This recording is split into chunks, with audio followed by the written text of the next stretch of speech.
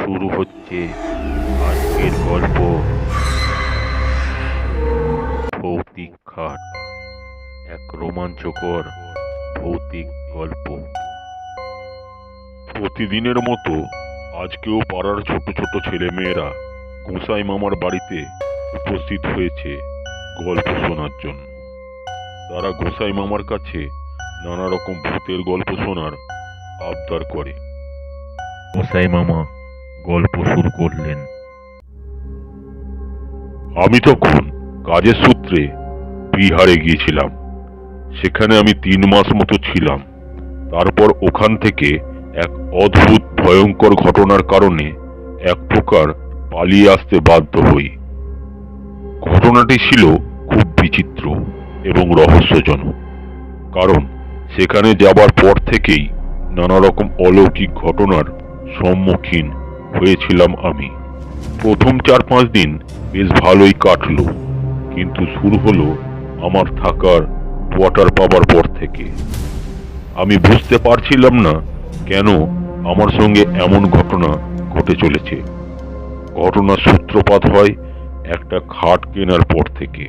যেদিন থেকে খাটটা কোয়ার্টারে এনেছি সেদিন রাত থেকে আমি প্রায় 3 মাস মতো ঘুমোতে পারিনি। মনে হতো কে যেন সবসময় আমার ঘরের আশেপাশে ঘোরাঘুরি করছে। ঘটনাটি তাহলে তোমাদের প্রথম থেকে বলি, শোনো। আমি সেখানে সবে অফিসে জয়েন করেছি। অফিস থেকে আমাকে একটা কোয়ার্টার দেওয়া হয়।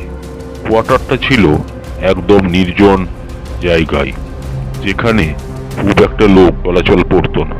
তবে আমি একটু নিরিবিলি জায়গায় পছন্দ করি। আমার জায়গাটা বেশ ভালো লাগলো।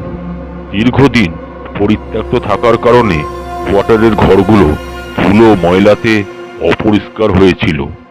তাই আমাকেই লোক ডেকে এনে পরিষ্কার করে নিতে হলো। কোয়ার্টারে কোনো রকম আসবাবপত্রও ছিল না, এমনকি শোবার খাট পর্যন্ত না। একটা খাট কিনবার পরিকল্পনা করলাম। এদিকে আশেপাশে তেমন কোনো খাটের দোকান দেখতে পেলাম না। কয়েকজনকে জিজ্ঞাসা করেছিলাম, তারা বলল শহরে বাজারের ভিতর অনেকগুলো খাটের দোকান আছে, আর বাজার এখান থেকে প্রায় 10 কিলোমিটার দূরে। আমি তখন অফিসের একজন কলিগকে বলে রেখেছিলাম সস্তায় যদি কোনো খাট পাওয়া যায়। সেই ভদ্রলোক একদিন আমাকে একটা কাঠের দোকানের অ্যাড্রেস দিয়ে বলে, এখানে পুরনো এবং নতুন আসবাবপত্র বিক্রি হয়, তুমি একবার দেখতে পারো। কয়েকদিন আমি কষ্ট করে মেঝেতেই ঘুমোই, কিন্তু আমার মেঝেতে শুতে অসুবিধা হচ্ছিল। সে কারণেই আমি তার পরের দিনই সকাল সকাল সেই দোকানে চলে যাই। তারপর একটা খাট দেখতে পাই। বলা যায় একেবারে বিনা পয়সায় লোকটি খাটটি আমায় দিয়ে দিল, মাত্র 2000 টাকায়। খাটটি বেশ পুরনো এবং তাতে নানা রকম কারুকার্য করা। মনে একটু সন্দেহ হয়েছিল যে এত ভালো খাট এত কম দামে দিয়ে দিচ্ছে। তারপর দেখলাম আমি যেহেতু খুব সস্তায় খাটটা পেয়ে গেছি, তাই 7-5 আর ভাবলাম না, সোজা নিয়ে চলে এলাম আমার কোয়ার্টারের রুমে। আর সেদিন একটা সাইকেলও কিনে নিয়ে এলাম প্রতিদিন অফিস যাতায়াতের জন্য। সারাদিন অফিস করার পর রাতে খেয়ে দিয়ে যখন বিছানায় শুতে গেলাম, আর প্রতিদিনের মতো একটা বই নিয়ে শুয়ে শুয়ে পড়তে লাগলাম।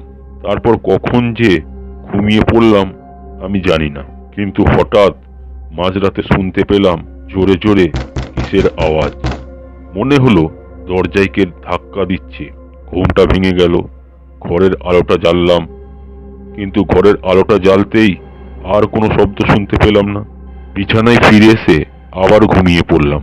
যথারীতি ভালোই ঘুম হলো, কিন্তু পরের দিন আবার ঠিক মাঝরাতে আবার আমার ঘুম ভেঙে গেল। আজও কে যেন জোরে জোরে দরজায় ধাক্কা দিচ্ছে মনে হচ্ছে। এবার উঠে বসলাম, ভালো করে কান খাড়া করে সজাগ দৃষ্টিতে দরজার দিকে তাকিয়ে রইলাম। ভাবলাম আজকেও কি আমি ভুল শুনছি, না মনের ভুল। আসলে অচেনা অজানা জায়গায় এসেছি। প্রথম অমন হয় শুনেছি। যাক, আবার যখন শুতে যাব ঠিক করছি, তখনই সেই একই শব্দ, কে যেন দরজায় ধাক্কা দিচ্ছে। এবার একবার নয়, 3-4 বার। আমি ঘরের আলোটা জ্বালতেই আর কোনো শব্দ শুনতে পেলাম না। আলোটা অফ করে দিতেই আবার সেই একই শব্দ। বিছানা থেকেই একটু গলা ঝেড়ে নিয়ে জিজ্ঞাসা করলাম, কে? দরজায় ধাক্কা দিচ্ছেন কে? কোনো উত্তর নেই। আমি আবার বলে উঠলাম, সাড়া না দিলে আমি দরজা খুলবো না। বিছানার পাশে দুটো বড় বড় জানলা ছিল। জানলা দুটোর ওপরের অংশ খোলা ছিল। সেখান দিয়ে শিম শিম করে ঠান্ডা হাওয়া আসছিল। বাইরে সেদিন চাঁদের আলোও ছিল। চাঁদের আলো সরাসরি আমার বিছানায় পড়ছিল। আবার দরজায় ধাক্কার আওয়াজ। আমি কিন্তু দরজা খুলিনি। বাইরে বীভৎস রকম কুকুরের চিৎকার আর ঝিঝি পোকার শব্দে সারা রাত দু চোখের পাতা এক করতে পারলাম না। পরের দিন সারাদিন অফিস করার পর আবার রাতে খেয়ে দিয়ে কিছুক্ষণ বই পড়ে শুয়ে পড়ি। আবারও মাঝরাতে একই ঘটনা। সেই কে যেন ঘরের দরজায় জোরে জোরে ধাক্কা মারছে। আজকে যেন ধাক্কাটা আগের দিনের থেকে আরো বেশি। আমি চিৎকার করে বললাম, কে দরজায় ধাক্কা দিচ্ছেন? কে? কথা বলছেন না কেন? আজকেও তাই, কোনো উত্তর পেলাম না। কিন্তু বুঝতে পারছি কেউ যেন দরজার ওই দিকে দাঁড়িয়ে রয়েছে।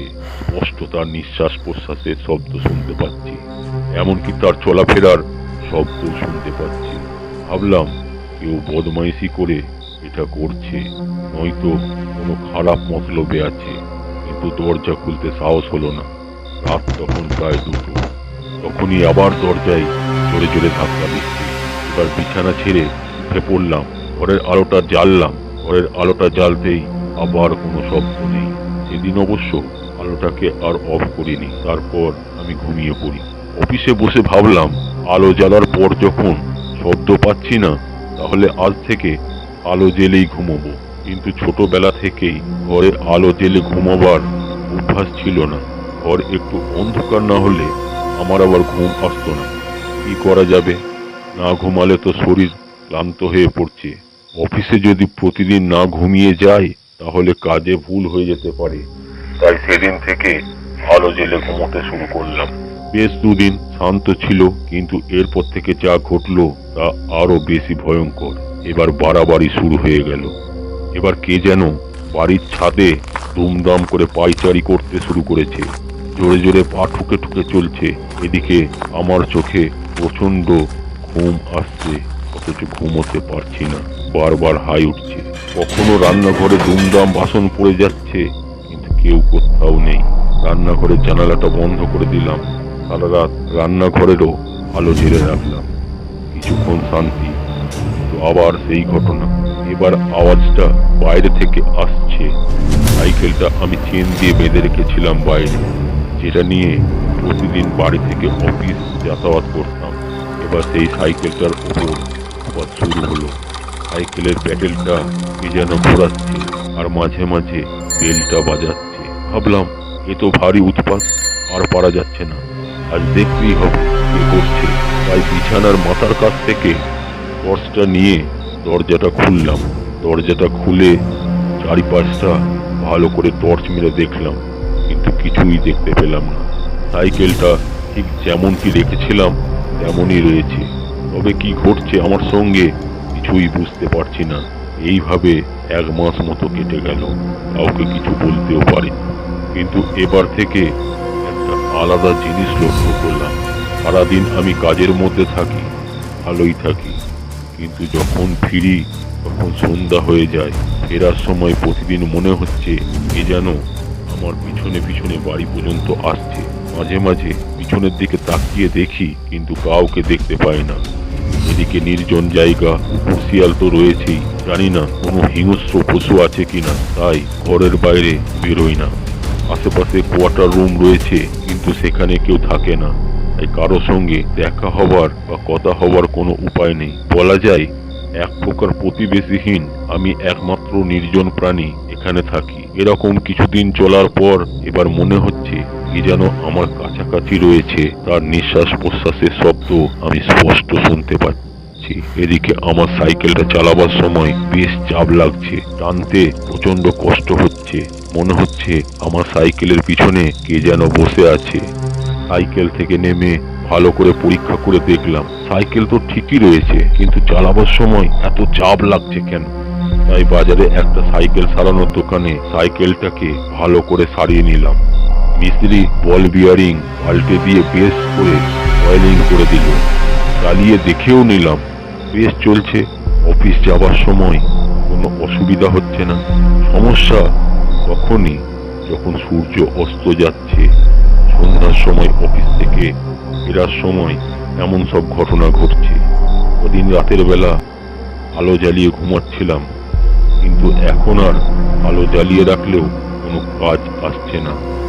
এদিকে ঠিক মতো ঘুম না হওয়ার কারণে নানা রকম শরীরে জটিলতা দেখা দিয়েছে। খিদে হচ্ছে না, ক্লান্তি লাগছে। একজন স্থানীয় ডাক্তারের কাছে গিয়েছিলাম। তিনি ভালো করে ঘুমানোর পরামর্শ দিলেন, কটা ঘুমের ওষুধও দিলেন, কিন্তু তাতেও ঘুম আসছে না। এখন রাতে আরো উৎপাত বেড়ে গেছে। কখনো সাইকেলের প্যাটেল ঘুরছে, কখনো বেল বাজছে, কখনো ছাদে হাঁটাচলা করছে, দরজায় ধাক্কা দিচ্ছে, রান্নাঘরে বাসনপত্র যখন তখন পড়ে যাচ্ছে, বাথরুমে জল ঢালার শব্দ শোনা যাচ্ছে। আবার হঠাৎ ঘুম থেকে উঠে দেখি আমি মাটিতে শুয়ে আছি, কিছুই বুঝতে পারছি না। আমি অফিসে চিঠি লিখে কোয়ার্টার বদলের অনুরোধ করলাম, কোয়ার্টারও বদলালাম, কিন্তু তাতেও কোনো সুফল হলো না। আমি আর পারছি না। এরপর মাস 2 কেটে গেল। অফিস থেকে ফেরার সময় শুনতে পেলাম সাইকেলের পিছনে বসে কে যেন শীষ দিয়ে গান করছে। আমি হুড়মুড়িয়ে নেমে পড়লাম, কিন্তু কেউ কোথাও নেই। আবার চলতে শুরু করলাম, কিন্তু সেই একই ঘটনা। এবার আর শীষ দিয়ে গান করেনি, আর যেন স্পষ্ট কণ্ঠস্বর শুনতে পেলাম। কে যেন বলে উঠল, খাটে কেমন ঘুমোচ্ছে, ঘুমোতে পারছেন তো? ও খাট আমার, আমি কাউকে দেব না। আপনি ঘুমোতে পারবেন না, আমি আপনাকে ঘুমোতে দেব না। যদি মরার ইচ্ছা না থাকে আমার খাট ফেরত দিয়ে দিন। এরপরেই বিভৎস হাসির আওয়াজ শুনতে পেলাম। আমি পিছনে তাকিয়ে দেখি একজন বয়স্ক মতো লোক, আর তার বুকের একদিকটা রক্ত মাখা কঙ্কাল, আর চোখ দুটো ঠিকরে বেরিয়ে আসছে।